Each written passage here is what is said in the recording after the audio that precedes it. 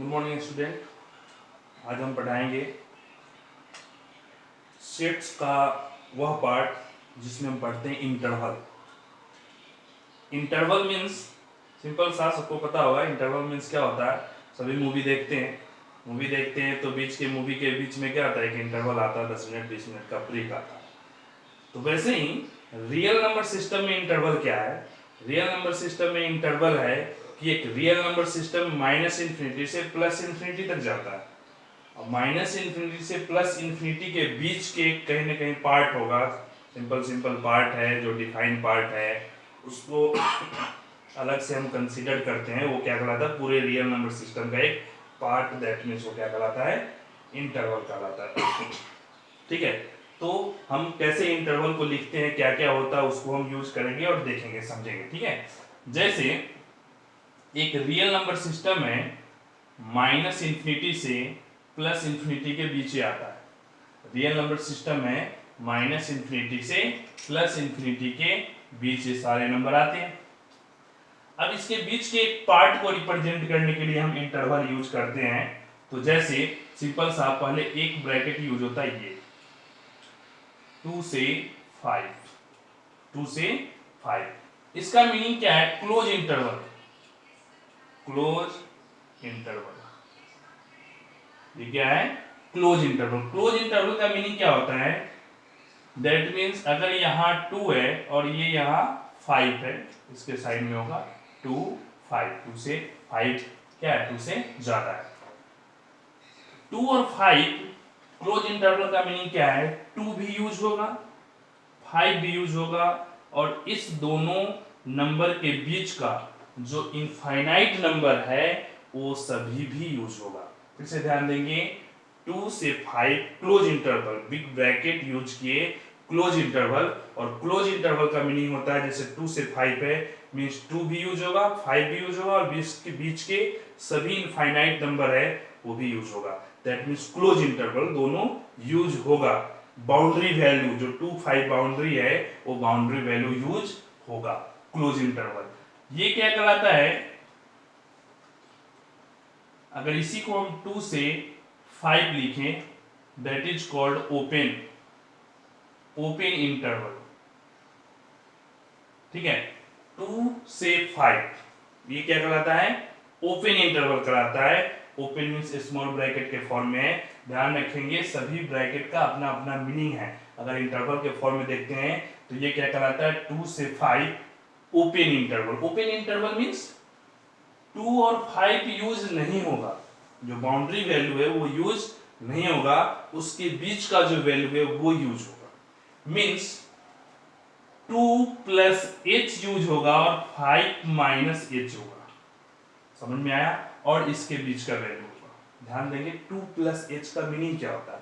H क्या होता है? एच क्या है? Very very small quantity. कितना है स्मॉल? जितना हम सोच सकते हैं, जैसे 1/100 टू द पावर 1000 और भी ज्यादा। ये भी एक पॉजिटिव क्वांटिटी देगा। इससे भी छोटा क्वांटिटी क्या होता है? एच होता है। तो एग्जैक्ट 2 यूज नहीं होगा, 2 में ये छोटा क्वांटिटी ऐड कर दें तो 2 प्लस एच, जस्ट 2 के थोड़ा सा बाद, थोड़ा सा आगे का, तो 2 प्लस एच, और ये क्या हो गया? यूज होगा। 5 माइनस एच मीन्स 5 यूज नहीं होगा, लेकिन 5 से जस्ट ये छोटा सा, थोड़ा सा कम, 5 माइनस एच ये यूज होगा। मीन्स इस दोनों बाउंड्री यूज नहीं होगा, बट इसके थोड़ा सा बाद और इसके जस्ट थोड़ा सा पहले ये दोनों वैल्यू और उसके बीच का सभी वैल्यू यूज होगा।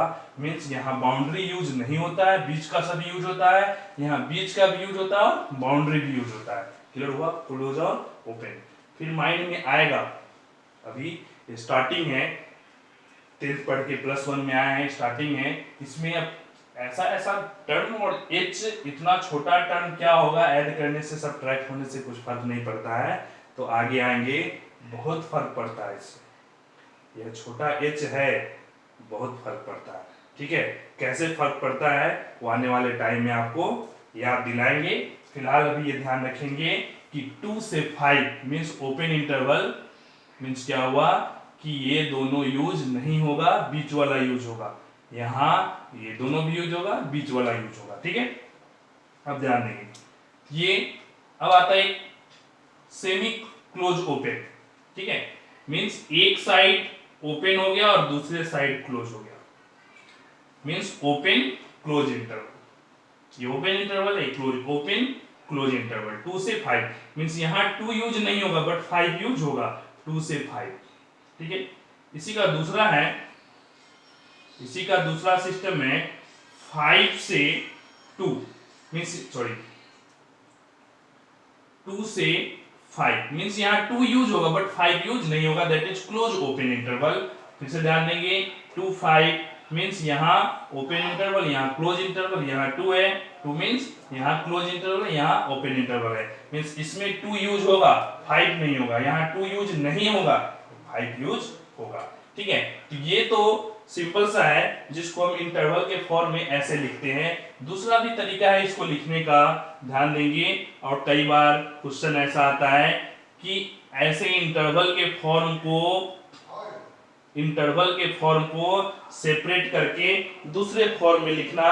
दूसरे फॉर्म मींस क्या, ध्यान से देखेंगे, that is called set builder form. ध्यान देंगे वो क्या कहलाता है, सेट बिल्डर फॉर्म कहलाता है, ठीक है। और ये क्या कहलाता है, जो सिंपल इंटरवल है वो है, ठीक है। तो ये इंटरवल है और इसको सेट बिल्डर फॉर्म में कैसे लिखेंगे, तो लिखेंगे क्या, एक such that x greater than equal to 2 less than equal to 5, एक सच दैट, ठीक है, एक सच दैट x क्या है, 2 से ग्रेटर देन इक्वल टू है, 5 से लेस देन इक्वल टू है, ठीक है। मेन कंसेप्ट यह है, बाकी तो सब में सेम है। जैसे सेट फॉर्म में एक such that x belongs to real number, ठीक है, एक such that x belongs to real number and 2 से greater than x less than 5। ध्यान देंगे यहां भी सेम, एक such that x belongs to real number, जो मेन कंसेप्ट है यही है। यहां हम इक्वालिटी यूज किए, क्यों, क्योंकि इक्वल ये भी यूज होगा, यहां इक्वालिटी यूज नहीं किए। 2 से ग्रेटर देन x मीन 2 से थोड़ा ज्यादा हो गया, क्लियर हुआ। इसे अगर हम इसी सेट बिल्डर फॉर्म में यूज करेंगे, एक such that x belongs to real number and x, ध्यान देंगे 2 से ग्रेटर देन x बस लेस देन इक्वल टू 5, यहां 2 ओपन है इसलिए मींस ओपन इंटरवल, तो ओनली इनइक्वालिटी, और अगर इक्वालिटी होल्ड करेगा कब, जब क्लोज। ऐसे यहां भी देखेंगे एक such that x belongs to real number और 2 से greater than x less than 5, ठीक है, मींस यहां ओपन है इसलिए लेस देन। एक तो ये सिंबल हो गया, ध्यान समझेंगे। कई बार ऐसा फॉर्म से इधर कन्वर्ट करना होता है, मींस इसमें देखेंगे दोनों ओपन है तो दोनों में इक्वालिटी होल्ड नहीं है तो ओपन इंटरवल, जहां इक्वालिटी होल्ड है वहां क्लोज, मींस इससे इसमें कन्वर्ट कर सकते हैं, इससे इसमें कन्वर्ट कर सकते हैं। एक और है जिसको नंबर लाइन पे रिप्रेजेंट करते हैं, आगे पढ़ते हैं बट साथ साथ दोनों सीखेंगे क्योंकि एक बार याद रहता नहीं, बार बार पढ़ेंगे फिर माइंड में। एक और इंटरवल है जिसको हम रिप्रेजेंट करते हैं, जैसे 2 से 5 है तो क्लोज के लिए पहले एक बार ओपन बता देते हैं क्योंकि ओपन से क्लोज करना ज्यादा आसान है, ठीक है।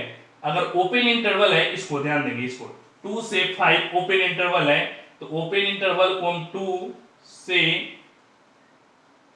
5 मींस जो ब्लैंक सर्कल है मींस खाली सर्कल है, हम किसके लिए यूज करेंगे, ओपन के लिए यूज करेंगे, ठीक है।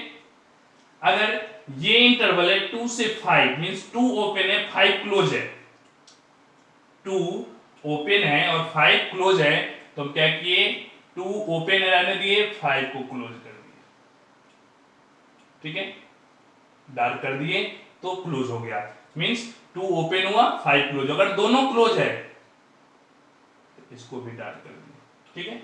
दैट मींस 2 से 5 अगर दोनों क्लोज है तो दोनों डार्क किए, अगर दोनों ओपन होता तो दोनों को खाली सर्कल रखते हैं, ठीक है, या जो ओपन है उसको खाली, जो क्लोज है उसको डार्क करके रखेंगे, ठीक है। तो इस तरीके से हम क्लोज ओपन इंटरवल को नंबर लाइन पे भी रिप्रेजेंट करते हैं। तो नंबर लाइन हो गया, ठीक है, ये सेट बिल्डर फॉर्म हो गया, ये नॉर्मल इंटरवल के फॉर्म हो गया। ठीक है, तो इस तरीके से ज्यादा लंबा टॉपिक नहीं है इंटरवल, इंटरवल को हम इस तरीके से समझ लेते हैं। ठीक है, अब ध्यान देंगे आगे थोड़ा सा अच्छा क्वेश्चन है इंपॉर्टेंट, उसको समझेंगे। क्लियर है? सोल्व करेंगे तो ध्यान से A equal to 1 2 3 4 5, A equal to 1 2 3 4, B equal to 1 2 3, C equal to 2 4। ठीक है, ऐसा एक एक्स सेट बताना है जो क्या हो, एक्स बी का सबसेट हो and X not subset of C. ध्यान से समझेंगे, अलग टाइप का क्वेश्चन है, पिछले आप वीडियो में देखे थे सेट सबसेट, थोड़ा सा उससे रिलेटेड अच्छा सा क्वेश्चन है, ध्यान देंगे। Means A B C given है, एक्स ऐसा है जो बी का क्या है, सबसेट है और सी का सबसेट नहीं है। तो ध्यान देंगे हम कैसे फाइंड आउट करेंगे कि एक्स कैसे, क्योंकि हीट एंड ट्रायल अगर सिंपल वे में हम सोचते हैं तो नहीं बता सकते, इतना आसान नहीं है कि एक्स खुद से बता देना कि इसका हो और इसका नहीं हो सकता है, सबका माइंड मेंटल लेवल है हाई होता है, हो सकता है आपका ज्यादा हो, बट जब नॉर्मल वे में एवरेज वे में आप देखेंगे तो सबसे पहले बी का सबसेट होना चाहिए। एक्स क्या है, जो बी का सबसेट है, तो पहले हम बी का सबसेट कैलकुलेट करेंगे कैसे, तो बी का सबसेट सभी सबसेट क्या होगा, 5 1 2 3, ठीक है, 5 1 2 3 1 2 2 3 1 3 1 2 3।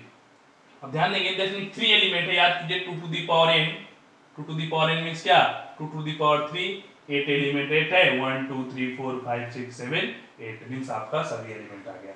अब सी में कितना एलिमेंट है, 2 4 2 मींस कितने सबसेट हो गए, 4 5 सॉरी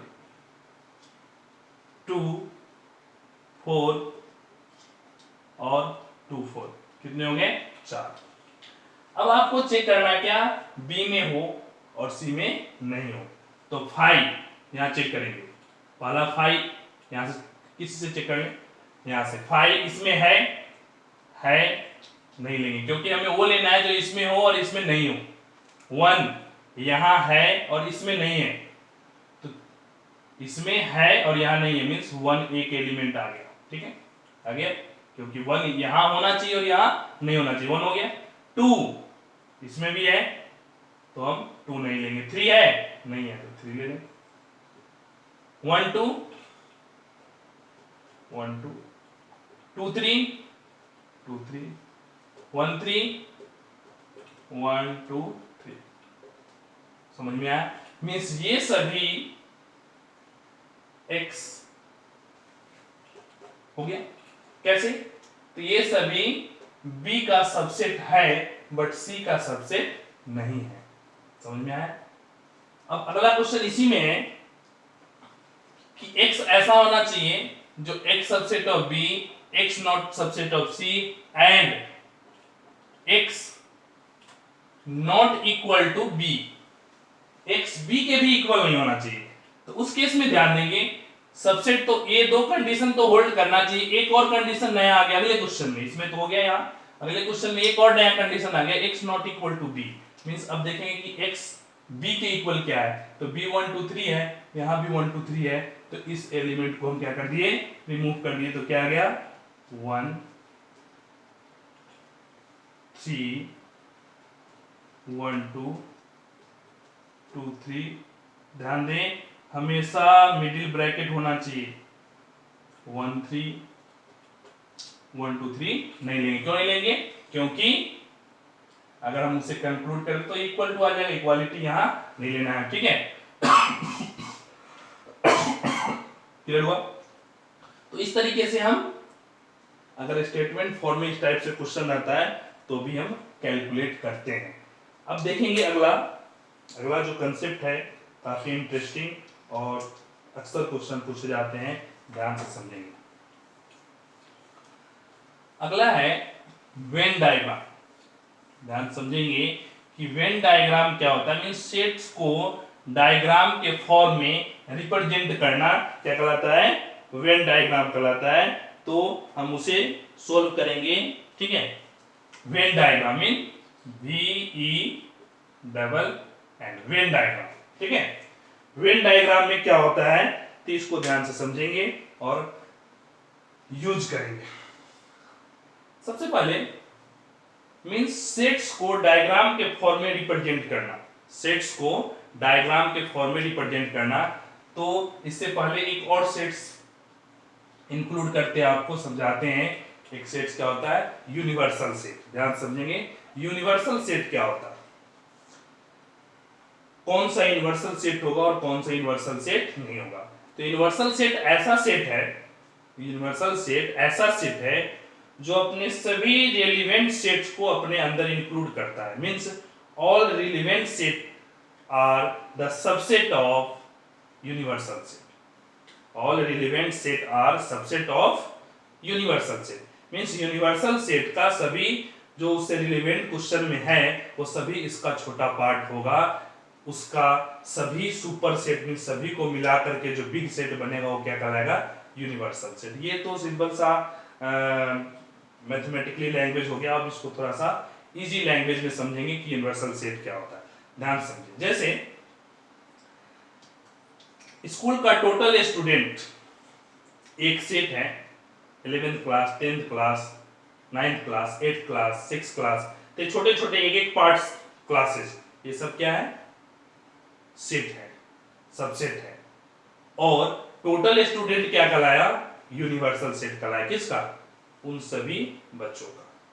मीन जितने भी स्टूडेंट हैं वो, अगर हम सभी स्टूडेंट को एक सेट बना दें, यूनिवर्सल सेट बनाए। जैसे अगर हम डाटा एंट्री करते हैं तो एक डाटा बना दिए, एक्सेल शीट एक डाटा बना दिए जिसमें टोटल स्टूडेंट है। अब हमें किसी भी स्टूडेंट का कोई डिटेल चाहिए, उसके बारे में जानना चाहिए, उसके क्या मार्क्स है क्या है, तो हम उस पूरे डिटेल डाटा में हम एंट्री डालेंगे, तुरंत सिलेक्ट होकर आ जाए कि हाँ ये किस क्लास का है, क्या डिटेल है।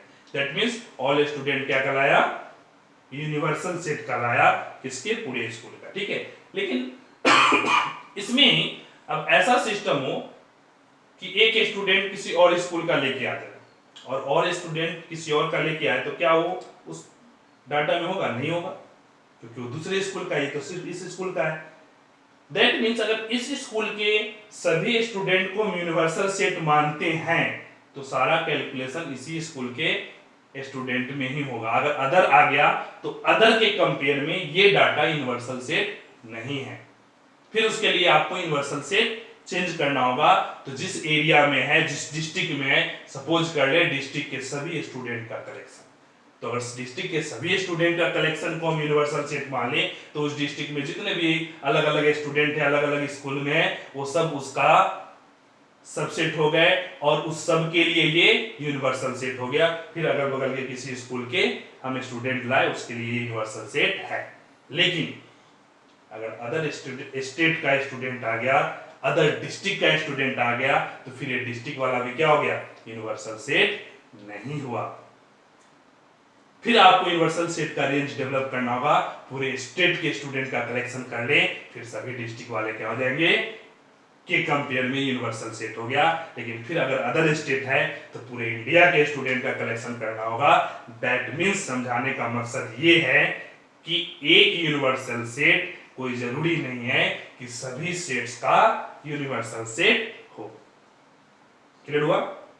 एक अगर यूनिवर्सल सेट है तो कोई जरूरी नहीं कि जितना हम क्वेश्चन पढ़ रहे हैं सभी का वो यूनिवर्सल सेट होगा।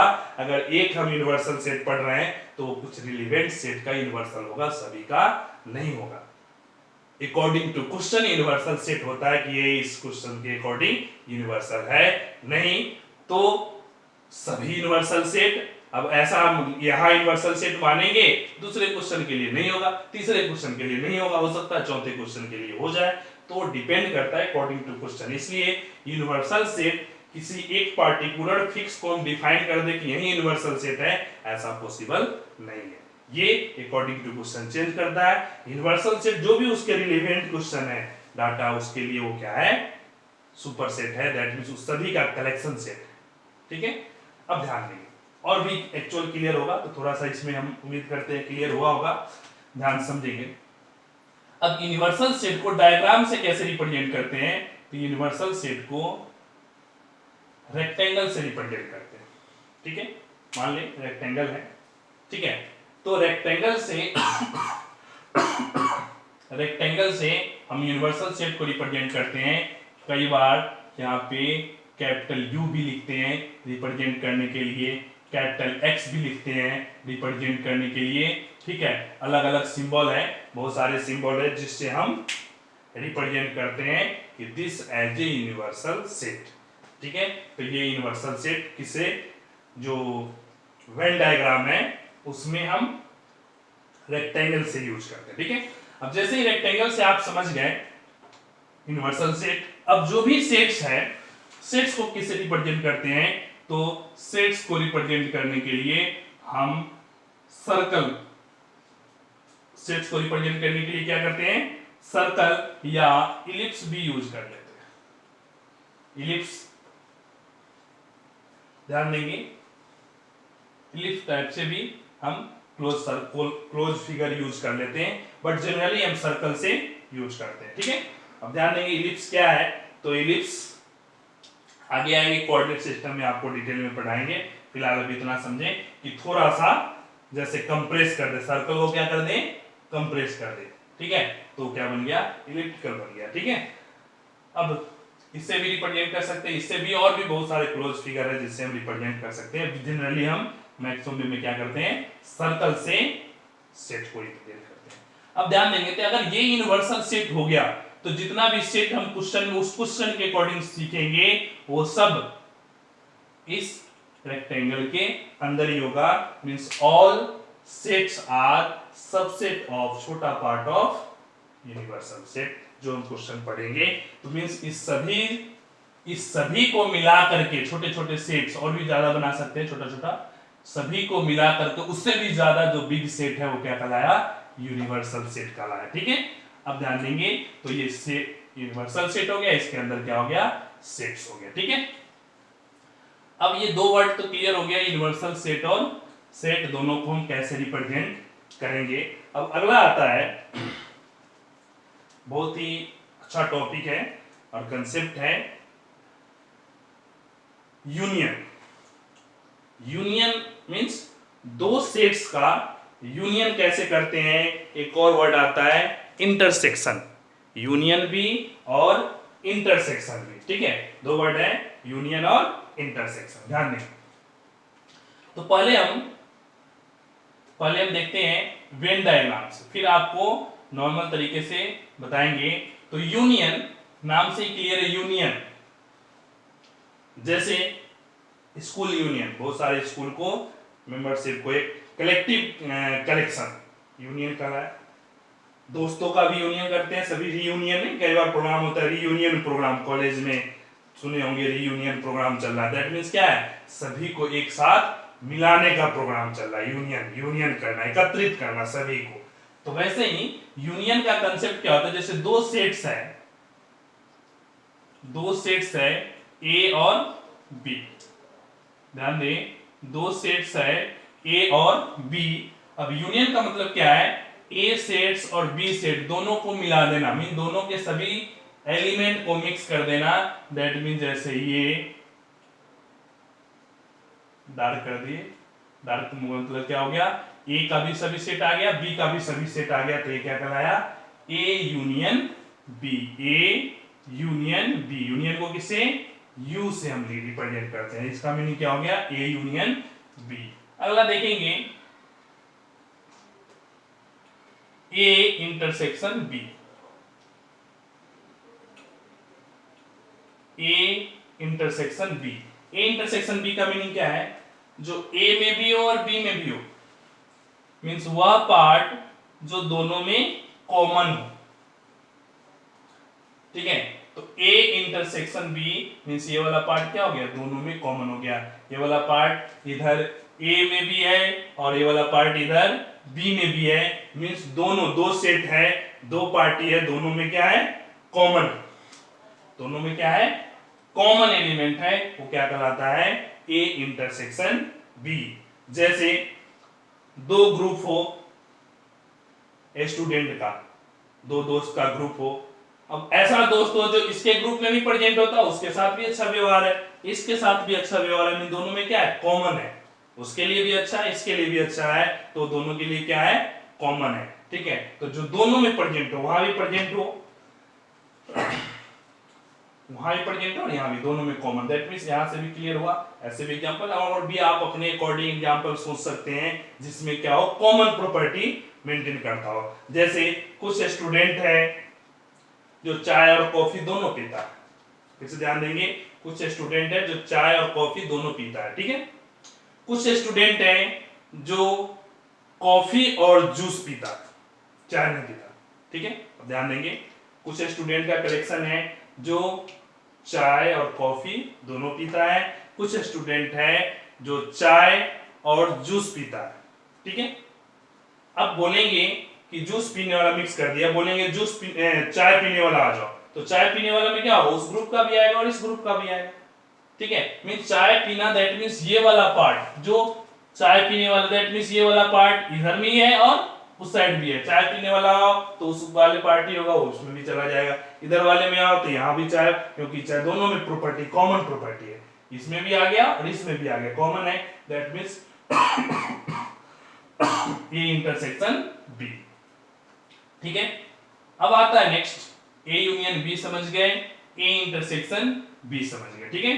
अब आता है, ध्यान समझेंगे, ए कंप्लीमेंट, इसको क्या कहते हैं, डैश डाल देते हैं, तो ये क्या कहलाता है, ए कंप्लीमेंट, समझ में आया, ए के ऊपर थोड़ा सा छोटा डैश डाल दिए तो क्या कहलाया, ए कंप्लीमेंट। और ए कंप्लीमेंट का मीनिंग क्या होता है, u माइनस ए, क्या होता है, u माइनस ए, मीन्स आपको u माइनस ए समझने से पहले आपको सब्ट्रैक्ट करना समझना होगा, ठीक है।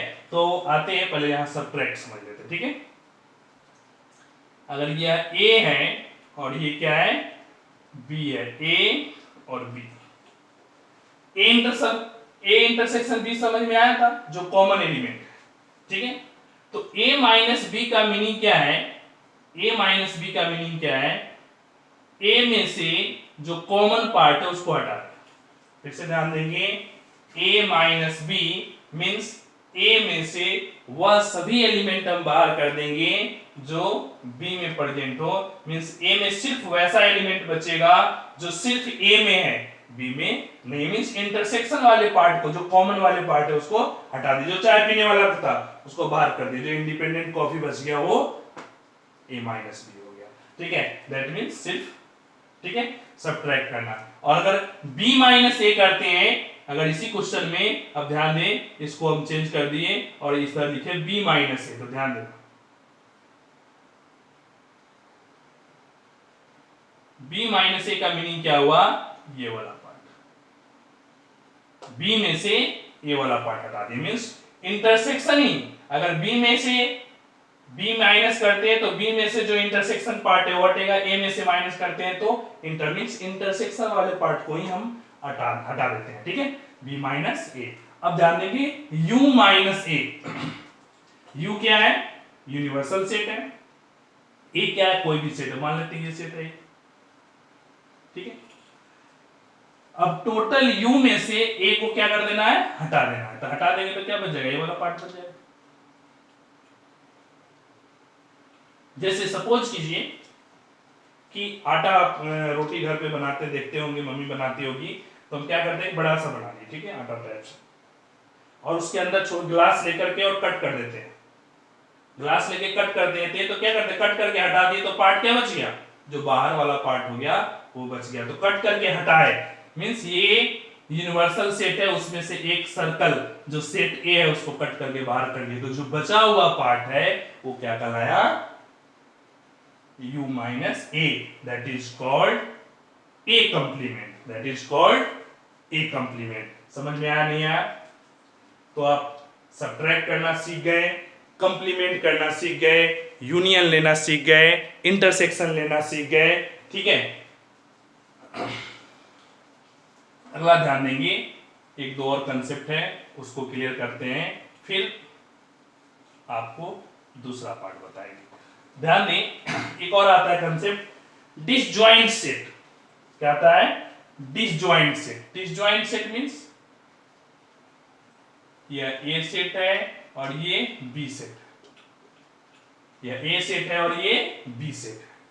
Means A intersection B equal to क्या होना चाहिए? 5 होना चाहिए। ध्यान समझेंगे, ए इंटरसेक्शन बी 5। 5 क्या होता है? Null set. याद कीजिए, 5 क्या होता है? नल सेट, जिसमें एक भी एलिमेंट नहीं हो। मींस अगर कॉमन कुछ हो ही नहीं, जैसे यहाँ कॉमन आ रहा था बीच में दोनों पार्ट में, अगर कॉमन नहीं हो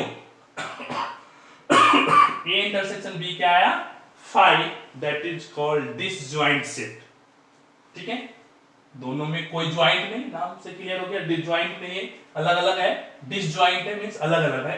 ठीक है, तो क्या कहलाएगा? डिसजॉइंट सेट मींस दोनों अलग अलग हुआ, ए इंटरसेक्शन बी क्या है? 5। ठीक है, और अगर डिसजॉइंट सेट है और फिर अगर a माइनस बी निकालते हैं तो इंटरसेक्शन तो कुछ है नहीं, ये a के इक्वल होगा। b माइनस ए निकालेंगे क्या होगा? b के इक्वल होगा। क्यों? क्योंकि इंटरसेक्शन तो कुछ है नहीं, जो है वही b। कुछ माइनस नहीं होगा, क्यों? क्योंकि इंटरसेक्शन नहीं है। डिफरेंस इसमें इंटरसेक्शन पार्ट है ही नहीं। इंटरसेक्शन पार्ट होगा तभी तो हम माइनस करेंगे, यहाँ है ही नहीं, नहीं है तो b माइनस ए बी होगा, a माइनस बी ए होगा। कब? जब वो ए इंटरसेक्शन बी क्या हो? 5 हो, डिसजॉइंट सेट हो। ठीक है, क्लियर हुआ? तो इस पार्ट में इतना पढ़ेंगे, फिर अगले पार्ट में आपको बताएंगे और इसका डिटेल, और जो अलजेब्रिक फॉर्म है a इक्वल टू 1 2 3 ऐसे सेट्स का, उसका यूनियन लेना, इंटरसेक्शन लेना, सब्ट्रैक्ट करना, ये सारे डिटेल आपको बताएंगे। Thank you. और मन से समझेंगे और राइट डाउन करेंगे।